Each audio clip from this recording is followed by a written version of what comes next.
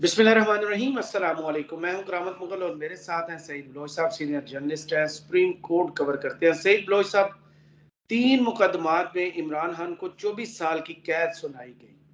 साथ साथ बुशरा बीबी और शाह महमूद कुरैशी साहब को सजाएं सुनाई गई, साथ जुर्माना भी सुनाया गया। हक के दिफा नहीं दिया गया, 342 के बयान को बदला गया। इमरान खान ने उस पर एतराज भी किया, गवाह पेश न करने दिए गए, लेकिन इलेक्शन से पहले जल्दबाजी में साइफर केस हो, तो शाहना केस हो या इद्दत में निकाह केस हो, तीनों में सजा सुना दी गई। इन तीनों सजाओं के खिलाफ जमानत के लिए 26 फरवरी यानी कि सुबह हाई कोर्ट इस्लामाबाद में केस समाअत के लिए मुकर्रर है। डिवीजन बेंच बना है और बेंच में है जनाब मोहतरम मकाम chief justice Islamabad high court Aamir Farooq साहब और उनके साथ मियां गुल हसन औरंगजेब साहब। इंसाफ की तवक्को है। बहुत शुक्रिया करामत मुगल साहब।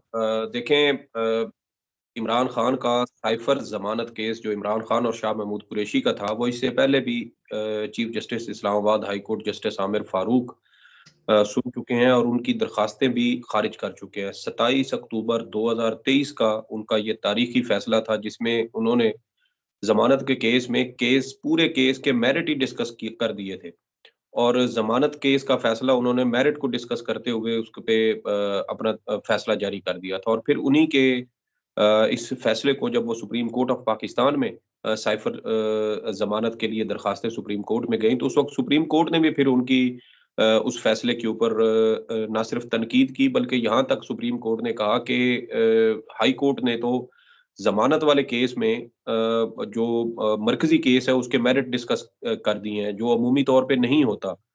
तो ये हमारे जज साहिबान का हाल है कि पता नहीं अब ये इनको कोई हिदायत ऐसी होती हैं कि इन्होंने इस तरह का फैसला देना होता है, क्योंकि अगर कानून के मुताबिक चलें तो फिर आइन भी एक है, कानून भी एक है, तो फैसले भी फिर एक जैसे आने चाहिए।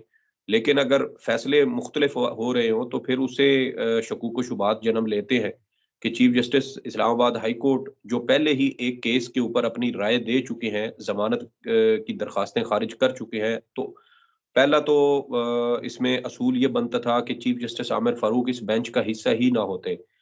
जस्टिस मियां गुल हसन औरंगजेब या जस्टिस बाबर सत्तार या जस्टिस अरबाब मोहम्मद ताहिर, समन रिफत या दीगर जो जज साहबान हैं, उनमें से कोई डिवीजन बेंच बन जाता, उसके सामने उनके सामने ये केस समाअत के लिए मुकर्रर कर दिया जाता। लेकिन हमारे यहाँ जो चीफ जस्टिस साहबान हैं आजकल, उनके भी शुगल बड़े अजीबो-गरीब हैं। काज़ी साहब हों तो वो भी हर अहम केस और ख़ास तौर पर पीटीआई का केस वो अपने सामने लगाते हैं। अगरचे 5 रुकनी लार्जर बेंच माज़ी में ये कह चुका है कि वो इमरान खान या उनकी वफ़ाकी काबीना के अरकान का मुकदमा ना सुने। लेकिन अब वो चूँकि चीफ जस्टिस हैं, तो पूरे शौक से, बड़े धड़ल्ले के साथ वो हर केस अपने सामने लगाते हैं और फिर पीटीआई का केस जब फिक्स होता है, तो फिर वो अपनी आँखें ज़बान और कान बंद कर लेते हैं। फिर ना उनको लेवल प्लेइंग फील्ड नज़र आती थी, ना उन्हें पीटीआई के साथ होने वाली ज़्यादतियाँ नज़र आती थीं और ना ही उन्हें जो पीटीआई के साथ या उनके जो सियासी रहनुमा हैं, कारकुनान हैं, उनकी गिरफ्तारी नज़र आती।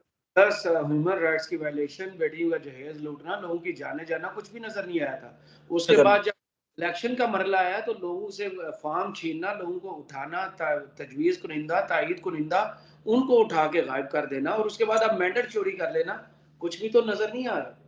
जी, जी, बिल्कुल, बिल्कुल, ये उनकी नाक के नीचे ये स्याह तारीख़ जो जिसको मैं कहूँगा कि ये पाकिस्तान की स्याह तारीख़ है और इसको पाकिस्तान की तारीख़ में कभी भी इसकी कहीं किसी भी फ़ोरम पर किसी भी तरह से इसकी सताइश नहीं होगी। और जो आज पीटीआई के साथ होने वाली ज़्यादतियों से मुस्तफ़ीद हो रहे हैं, वो मुस्तक़बिल में खुद भी इससे मुँह छुपाते फिरेंगे, अगरचे वो अब भी मुँह छुपा रहे हैं। तो अब असूली तौर पर तो chief justice Islamabad high court को ये केस सुनना ही नहीं चाहिए था। लेकिन हमारे यहाँ ना तो इखलाकियात हैं, ना असूल और ज़वाबित बाकी बचे हैं। जब आइन और कानून ही तबाह कर दिए गए, रौंद दिए गए, आज कुचल दिए आज गए, आज कर दिए गए, मार दिए गए, तो बीबीसी उर्दू के लिए कालम निगारी करते हैं, वुसअतुल्लाह खान साहब का कालम पढ़ा होगा कि जी, जी, 8 जी, फरवरी को बोतल टूट गए। पढ़ा है आपने वो कालम? जी, जी, जी, कैसे मैंने। पढ़ा वो कालम? क्योंकि ये जो हम बात कर रहे हैं, माजी से अभी तक कुछ भी नहीं सीखा गया। जो 1977 में हुआ, 1970 में हुआ, 1985 में तो चले गैर जमाती था, 1988 में हुआ, फिर 90 में हुआ, 93 में हुआ, फिर 96 में भी हुआ। कोई सब्जेक्ट अभी तक चेंज नहीं हुआ, तरीकाकार भी वो है, एक को ले आओ, एक को बिठा दो, एक के ले आओ, एक को बिठा दो। यही सिलसिला तो अभी तक चल रहा है। देखें करामत मुगल साहब, इसमें भी अब थोड़ा सा ना ट्विस्ट आ गया है। हम्म। ट्विस्ट ये आया कि पहले दो सियासी जमातें थी जो दोनों इस्टेब्लिशमेंट की ही नर्सरी में जिनको परवान चढ़ाया गया, एक पीपल्स पार्टी और दूसरी मुस्लिम लीग नून। एमक्यूएम भी इन्हीं की परवान चढ़ाई गई सियासी जमात थी। अच्छा, अब ये बड़ी हँसी-खुशी इनका ना वो गुज़ारा चल रहा था। पहले एक जो है वो 2 ढाई साल हुकूमत कर लेता, फिर उसकी हुकूमत ख़त्म कर दी जाती, दूसरे को लेके आया जाता, फिर वो कर लेता और इस तरह ये इनका गुज़ारा चल रहा था। फिर दरमियान में एंट्री हो गई इमरान खान साहब की। अब इमरान खान साहब जो थे, उन्होंने क्या किया कि उन्होंने एस्टेब्लिशमेंट के दर पे माथा टेकने की बजाय उन्होंने 2005 से ही स्टूडेंट्स को जो है वो एंगेज करना शुरू कर दिया। आपको याद होगा जब इमरान खान साहब पंजाब यूनिवर्सिटी में गए थे और जमात इस्लामी के नौजवानों ने उनको गिरबान से पकड़ कर वहाँ से बाहर निकाल दिया था। तशद्दुद किया था इमरान खान पर। तशद्दुद किया था 3-4 घंटे उनको हब्से बेजा में रखा और उसके बाद वहाँ से पुलिस आई और पुलिस ने इमरान खान को जमीयत के चुंगल से आज़ाद करवाया। तो इमरान खान साहब तो कम से कम आज से 20 साल पहले की इन्वेस्टमेंट कर रहे थे बच्चों पर, नौजवानों पर, स्टूडेंट्स पर और उनको पता था कि आगे आके मुस्तकबिल में जो सियासी धारा है वो इन्होंने ही बदलना है। तो ये सोच का फ़र्क था कि जो तीसरा किरदार आया ना दरमियान में इमरान खान, उसने आके वो एस्टेब्लिशमेंट का और इन 2 सियासी जमातों का जो पहले से एक बिल्ली-चूहे का खेल चल रहा था, उसने आके वो खेल बिगाड़ दिया। आज वसअतुल्लाह खान साहब ने भी दर हकीकत अपने कॉलम में वही चीज़ लिखी है कि अच्छा भला 2 सियासी जमातें कभी एक अपनी सर्विस पेश करती थी, तो कभी दूसरी पेश करती थी। बड़ा अच्छा निज़ाम चल रहा था, दरमियान में आ गए इमरान खान। अब वो दोबारा से वही 2 सियासी जमातें अब वो एस्टेब्लिशमेंट को कहती हैं कि आप इमरान खान का बंदोबस्त करें। हमें आप जो कहेंगे, जिस तरह से कहेंगे हम आपके लिए सर्विसेज़ फराहम करते रहेंगे, आपके हर जो हुक्म है वो हम उसके ऊपर अमल दरामद करते रहेंगे। तो ये दरमियान में रुकावट आ गई है, एक ऐसा out of the syllabus question था इमरान खान, जिसने आकर ये सारा जो एक जेलसाज़ी का नसाब था उसको दरम-बरम कर दिया है। और अब इमरान खान का ही रास्ता रोकने के लिए आप देखें कि आम इंतखाबात से पहले साइफ़र का भूंडा केस बनाया गया, फिर तोशाखाना का भूंडा केस बनाया गया, फिर इद्दत में निकाह वाला भूंडा केस बनाया गया। अब अल-कादर ट्रस्ट केस जो है उसको मंतकी अंजाम तक पहुँचाने की कोशिशें हैं। उसके बाद फिर 9 मई के वाक़यात आ जाएँगे और अभी भी ये ज़राए ये बताते हैं कि मुमकिना तौर पर इमरान खान के खिलाफ भी अगर ये सारे मुकदमात चूँकि नज़र आ रहे हैं कि ये अदालतों से जाकर ख़ारिज हो जाएँगे और ये सारे घिस पिट जाएँगे। तो फिर 9 मई के वाक़यात में इमरान खान की गिरफ्तारी डाली जाएगी और शायद फ़ौजी अदालतों से भी इमरान खान को किसी तरह से सज़ा दिलवाने की कोशिश की जाए। तो ये सही। सारी चीज़ एक बार फिर हमें वो पटड़ी पर चढ़ती हुई नज़र आ रही हैं। अब कल 2 नहीं, रुकनी बेंच। बात दुरुस्त है, लेकिन जो सजाएं सुनाई गई उसमें गवाह पेश न करने की जी, जी। इजाजत, फिर हक दिफा, फिर इमरान खान का 342 का बयान जो था उसमें रद्द-बदल किया गया।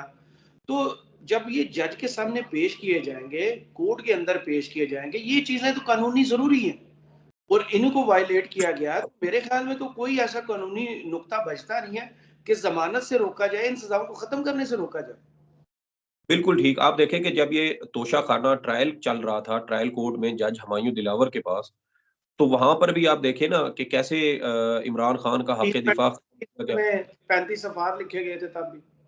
जी, जी, जी, जी। अब देखें कि वो 35 सफ़हात उन्होंने आधे घंटे में लिख लिए थे और दूसरी बात ये है कि उस वक़्त भी इमरान खान ने अपने 4 गवाह पेश किए थे और वो 4 गवाह भी उस वक़्त भी मुस्तरद कर दिए गए उनके नाम और जी। इमरान खान का हक़ दिफ़ा ना दिया गया, उनके वुकला की गैर मौजूदगी में सज़ा सुनाई गई और जिस तरीके से वो भूंडा केस चलाया गया, उसी तरह ये जो अडियाला जेल के अंदर भी 3 केस बड़े भूंडे अंदाज़ में चलाया गया। मकसद सिर्फ़ और सिर्फ़ ये था कि आम इंतखाबात से पहले इमरान खान को सज़ाएँ सुनाई जाएँ और इमरान खान के वोटर को, पीटीआई के वोटर को ये बावर करवाया जाए कि इमरान खान इज़ नो मोर। उसके ऊपर वाक़ई क्रॉस लगा दिया गया है और वो अब उसका पाकिस्तान की सियासत में कोई किरदार नहीं है। लेकिन 3-4 दिन के बाद इलेक्शन हुए और अवाम ने वो रेड लाइन जो है, वो इमरान खान साहब कहते थे ना कि मैं आपको रेड लाइन मिटा कर दिखाऊँगा, वो अवाम ने रेड लाइन मिटा कर दिखा दी। और ये चैलेंज था जो किसी ने दिया और अवाम ने उस चैलेंज को कबूल करते हुए उस चैलेंज को पूरा कर दिया। अब मामला ये है कि आपने इमरान खान को जल्दबाज़ी में सज़ाएँ सुनाने के लिए, उसके वोटर को बददिल करने के लिए, उसकी हिम्मत तोड़ने के लिए आपने ये फैसले तो सुना दिए जल्दबाज़ी में।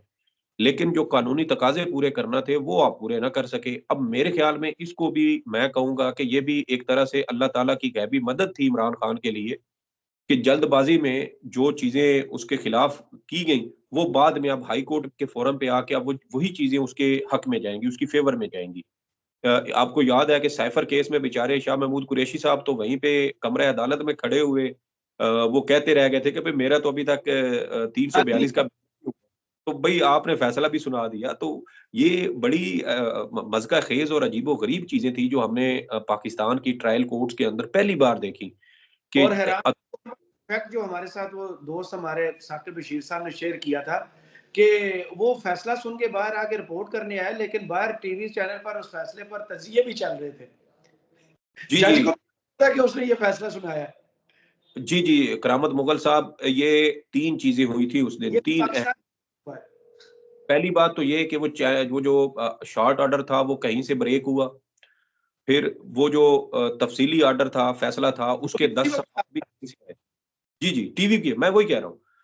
फिर वो 10 सफ़ात थे तफ़सीली फ़ैसले के इब्तदाई 10 सफ़ात, वो भी कहीं से भिजवाए गए। फिर उसके जी, ऊपर तजी आगे तज्ज़िये करवाए गए।